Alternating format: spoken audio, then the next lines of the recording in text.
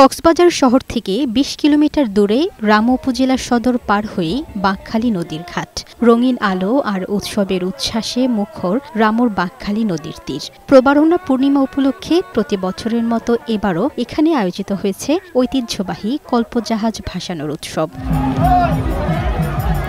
বাঁশ, কাঠ, বেত আর রঙিন কাগজে তৈরি এক একটি কল্পজাহাজে ফুটিয়ে তোলা হয়েছে হাতি, ময়ূর, হাঁসসহ নানা প্রাণীর অবয়ব। কারুকার্যে দৃষ্টিনন্দন এসব জাহাজ ভাসানো হয় নদীর এক পার থেকে অন্য পারে। এসব ভাসমান জাহাজে চলে বৌদ্ধ কীর্তন, নাচ, গান আর ঢোল কাঁসা সহ নানা বাদ্য বাজিয়ে উৎসবে মাতে বৌদ্ধ সম্প্রদায়ের মানুষ। আমি জাহাজ দেখেছি, মেলা দেখেছি, ভালো লেগেছে আমার থেকে। প্রবারণা পূর্ণিমার তারপরের দিন আমরা এই কল্পজাহাজ উৎসবটা পালন করে থাকি। একটা সম্প্রীতির উৎসব। প্রতি বছরে নিয়ে এবছর অনেক সুন্দরভাবে এই অনুষ্ঠানটি আয়োজন করা হয়েছে।